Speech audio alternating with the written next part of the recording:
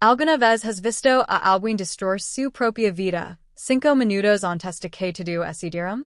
Porque eso fue exactamente lo que ocurrió aquella mañana. 5 minutos antes de que el mundo de Daniel comenzara a romperse en mil pedazos, él estaba de pie en el área pediátrica del Hospital Riverside, sonriendo como si hubiera ganado la lotería. Lavaba una bolsa para bebés sobre el hombro y hablaba tan fuerte que cualquiera podía escucharlo.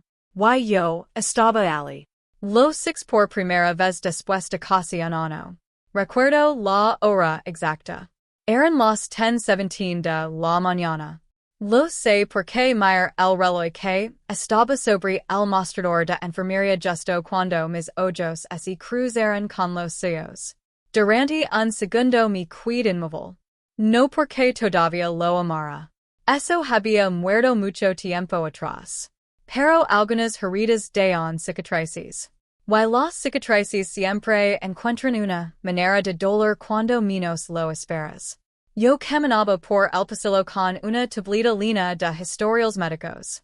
Tenía una reunión importante en pocos minutos y solo quería continuar con mi día. Entonces los 6. A Daniel. Y a su lado estaba Sofía. Mi antigua mejor amiga. La misma mujer que ayudó a destruir mi matrimonio. Y junto a ellos había un cochecito de bebé. La imagen parecía una fotografía perfectamente preparada para mostrar felicidad. Pero algo no encajaba. Algo se sentía extraño. Doctora Laura, ¿se encuentra bien? Preguntó una enfermera al verme detenerme. Sí. Solo estoy distraída. Ella asintió y siguió caminando. Yo pensé que podría pasar de largo. Pensé que podría ignorarlos. Pero Daniel me vio. Y sonrió. No era una sonrisa de vergüenza. No era una sonrisa de arrepentimiento. Era una sonrisa de superioridad. La misma sonrisa arrogante que había visto durante años. Miren quién está aquí. Dijo en voz alta. Varias personas giraron la cabeza. Las salas de espera siempre parecen quedarse en silencio cuando menos lo necesitas. Sofía levantó la vista. A diferencia de Daniel, ella parecía incómoda. Nerviosa. Como si desira estar en cualquier otro lugar. Yo respiré profundamente. Después de 20 años trabajando, en medicina había aprendido algo importante. Hirda una situación incómoda nunca la hace desaparecer. Hola Daniel. Laura, respondió él con una sonrisa burlona. ¿Cuánto tiempo? Observe al pequeño niño, en el cochecito. Cabello rubio. Ojos claros. Aproximadamente un año de edad. Sofía acomodó la manta del bebé mientras evitaba mirarme directamente. El silencio duró unos segundos. Luego Daniel decidió romperlo. Y lo hizo exactamente la forma que yo esperaba. ¿Cómo te vi? Preguntó. Su voz parecía amable. Pero sus ojos contaban una historia muy diferente. Estoy bien, respondí. Claro, sigues trabajando demasiado. ¿Verdad? Casi miré. La misma acusación de siempre. Durante años, cada problema de nuestro matrimonio terminaba siendo culpa de mi trabajo. Demasiadas guardias.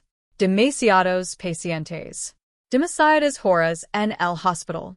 Nunca importó que él también trabajara jornadas interminables. Las reglas siempre fueron distintas para mí. Me gusta mi trabajo. Daniel soltó una pequeña risa.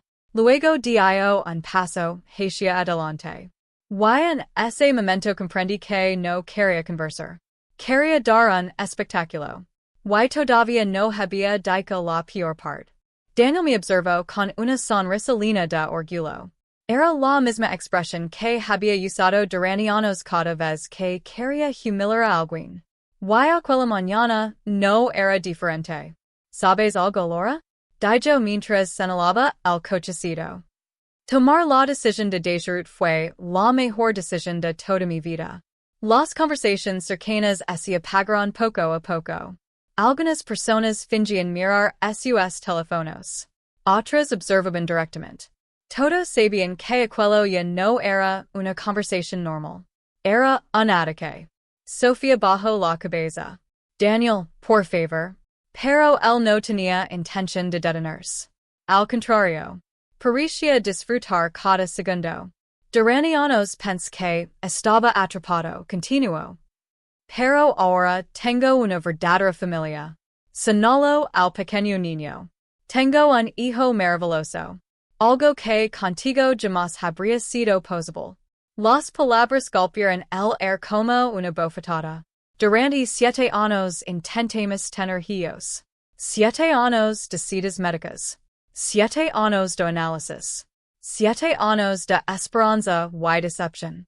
Y durante todo ese tiempo yo creí que ambos estábamos sufriendo juntos. Que equivocada estaba. Daniel sonrió nuevamente. Al final descubrí que el problema nunca fui yo. Aquella frase había sido su arma favorita durante años. Cada vez que los tratamientos fallaban. Cada vez que aparecían nuevos obstáculos. Cada vez que nuestras ilusiones se rompían. Siempre encontraba la manera de señalarme. Y durante mucho tiempo lo creí. Lo creí más de lo que debería. Pero esa mañana ocurrió algo extraño. No sentí dolor. No sentí rabia. Ni siquiera tristeza. Solo sentí cansancio. Un cansancio profundo. Como si todas aquellas heridas ya hubieran dejado de tener poder sobre mí. Mirar al pequeño niño. Él era inocente. No tenía culpa de nada. Luego observé a Sofía. Ella seguía evitando mi mirada. Y eso me llamó la atención. Porque las personas felices normalmente no parecen tan asustadas. Finalmente volví a mirar a Daniel. Estaba esperando una reacción. Lágrimas. Gritos. Enojo. Cualquier cosa. Necesitaba sentir ganador. Necesitaba demostrar que todavía podía afectarme. Pero, en lugar de eso, sonreí. Solo una pequeña sonrisa. Nada más. Por primera vez, la confianza en su rostro desapareció. Solo por un instante. Pero las 6. ¿Qué tiene de gracioso? Preguntó. Nada. Entonces, ¿por qué sonríes? Me encogí de hombres. Porque algunas cosas son más interesantes de lo que parecen. Su expresión cambió inmediatamente. Ahora estaba confundido. Y eso lo molestaba. Mucho. Antes de que pudiera responder, mi teléfono vibró dentro del bolsillo de mi bata. Sac el móvil.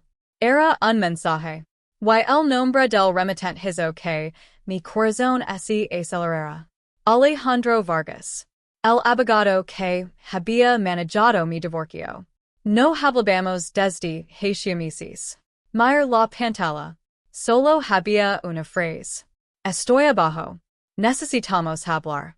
Nada más. Ninguna explicación. Ningún detalle. Pero conocía a Alejandro. Era un hombre serio. Nunca enviaba mensajes urgentes sin una razón importante. Guard el teléfono. Y en ese instante tuve una sensación imposible de ignorar. Algo estaba ocurriendo. Algo grande. Muy grande. Levant la mirada hacia Daniel. Seguía esperando una respuesta. Seguía intentando descubrir por qué yo no estaba destruida. Y por primera vez, en mucho tiempo, casi sentí lástima por él. Porque mientras él celebraba su supuesta victoria, no tenía idea de que su mundo estaba a punto de comenzar a derrumbarse. Y la primera grita ya había aparecido. Minutos después, salí del área pediátrica y tomé el ascensor hacia el vestíbulo principal. Mientras las puertas se cerraban, escuché la voz de Daniel detrás de mí. ¿Sigues yendo, Laura? Lo miré una última vez antes de que las puertas se cerraran. No, Daniel. Esta vez estoy caminando en la dirección correcta. El ascensor descendió lentamente. Por primera vez en aquella mañana sentí una extraña calma. No sabía por qué. Pero tenía la sensación de que algo importante estaba a punto de suceder. Cuando llegué al vestíbulo, encontré a Alejandro sentado cerca de una cafetería. Incluso desde lejos parecía preocupado. Eso me puso nerviosa. Alejandro no era un hombre dramático. Durante décadas había construido una reputación impeccable como abogado. Si él decía que algo era urgent, realmente lo era. Me acerca la mesa. Alejandro. Laura, gracias por venir. Nos sentamos. Sin perder tiempo, abrió una carpeta gruesa llena de documentos. Encontré algo. Mi estómago es tenso. ¿Qué encontraste? Alejandro deslizó varios papeles hacia mí. Mira esto. Comienza a revisar los hojas. Estados financieros. Registros bancarios. Documentos de inversión. Propiedades. Transferencias. Y cuanto más lea, más confundida me sentía. Esto no puede estar bien. Alejandro asintió. Si lo está. Levant la vista. ¿Qué significa todo esto? Él respiró profundamente. Significa que Daniel ocultó una enorme cantidad de dinero durante el divorcio. Sentí que él desaparecía de mis pulmones. ¿Cuánto? Alejandro hizo una pausa. Aproximadamente $700,000. Mi quid inmóvil. $700,000. No 7,000. No 70,000. $700,000. Durante nuestro divorcio, Daniel aseguró que sus finanzas eran mucho más limitadas. Gracias a esa información se dividieron los bienes. Y ahora descubrimos que había escondido una fortuna. Lo más sorprendente fue que no sentí ira. Sentí incredulidad. Daniel nunca había parecido un genio. Olvidaba contraseñas. Perdía documentos. Y aún así había logrado ocultar una cantidad enorme de dinero. ¿Cómo lo descubrieron? Alejandro sonrió ligeramente. Por codicia. Perpedi. ¿Qué quieres decir?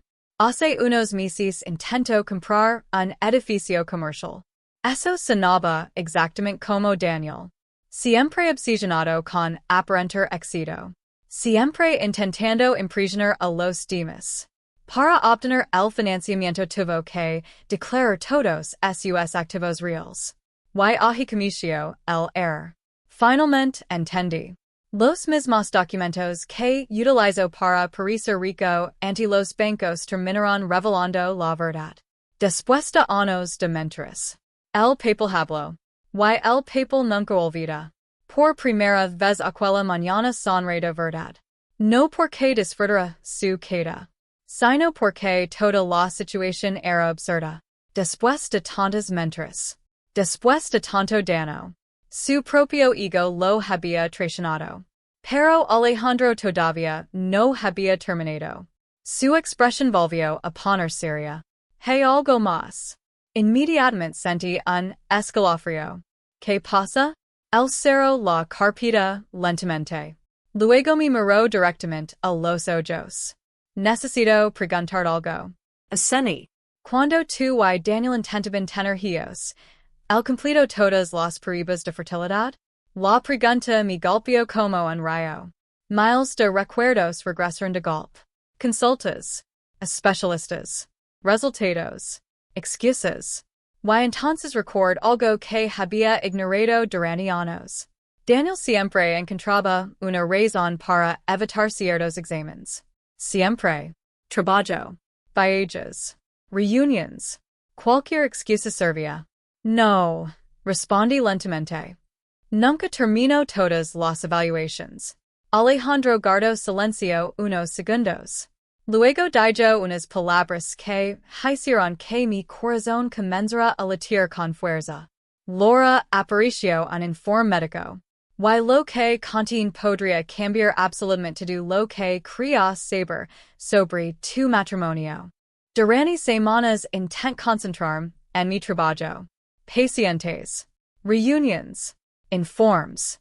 Guardias. Pero mi mente seguía regresando a la misma pregunta. ¿Qué había ocultado Daniel durante todos aquellos años? La respuesta llegó más rápido de lo que esperaba. 3 semanas después, Alejandro me llamó nuevamente. En cuanto escuché su voz, comprendí que algo importante había ocurrido. Laura necesito que te sientes. Senia nudo en el estómago. ¿Qué pasó? Hubo unos segundos de silencio. Luego hablo. Confirmamos que Daniel ocultó dinero deliberadamente durante el divorcio. Ser los ojos. Aunque lo sospechaba, escucharlo oficialmente era diferente. Era real. Pero Alejandro aún no había terminado. También encontramos algo relacionado con el informe médico. Mi corazón comenzó a acelerarse. ¿Qué dice? Hace años, Daniel recibió resultados que indicaban graves problemas de fertilidad. Mi quid inmóvil. Sin respirar. Sin moverme. Sin poder hablar. Durante años mi culpa. Durante años pensé que yo era el problema. Durante años support comentarios cruels, acusaciones y humiliaciones. Y desde ese tiempo, ella conoce la verdad. Sabía que el problema no era yo. Pero decidió calarlo. Decidió dejar que cargara con aquella culpa. Sentí una mezcla de tristeza y alivio. Tristeza por los años perdidos. Alivio porque finalmente entendía que nunca había sido mi culpa. Pero todavía faltaba la revelación más impactante. Alejandro tomó antes de continuar. Laura hay una investigación de paternidad en caso. Fruncí el seno. ¿Qué significa eso? La respuesta llegó lentamente. El niño que Daniel presenta como su hijo no es biológicamente suyo. El mundo pareció detenerse. No porque sintiera felicidad. No porque disfrutara su dolor. Sino porque jamás imaginó algo así. Daniel había destruido un matrimonio. Había mentido. Había traicionado. Había humillado. Y ahora estaba atrapado dentro de sus propias mentes. Semanas después, toda la verdad salió a la luz en los tribunales. Los documentos financieros demostraron el fraude. Los registros médicos revelaron los secretos ocultos. Y la prueba de paternidad confirmó lo imposible. Daniel perdió mucho más que dinero. Perdió la imagen que había construido durante años. Perdió la confianza de quienes lo rodeaban. Perdió la máscara detrás de la cual había vivido. Y yo, por primera vez en mucho tiempo, me sentí libre. No porque él hubiera perdido, sino porque yo finalmente había dejado atrás el pasado. Comprendí algo muy importante. La verdad puede tardar. Puede avanzar lentamente. Puede parecer invisible durante años. Pero nunca desaparece. Siempre encuentra una forma de salir a la luz. Y cuando finalmente aparece, todo cambia. Hoy sigo trabajando como médica. Sigo construyendo mi futuro. Sigo avanzando. Ya no vivo pensando en lo que ocurrió. Porque aprendí que la mejor venganza no es destruir a quien te hizo daño. La mejor venganza es construir una vida tan buena que el pasado ya no tenga poder sobre ti. Y crime. Esa libertad vale más que cualquier victoria. Si esta historia te gustó, deja tu comentario. Suscríbete al canal y activa las notifications para no perder las próximas historias llenas de secretos, giros inesperados y lecciones de vida. Nos vemos en el próximo video.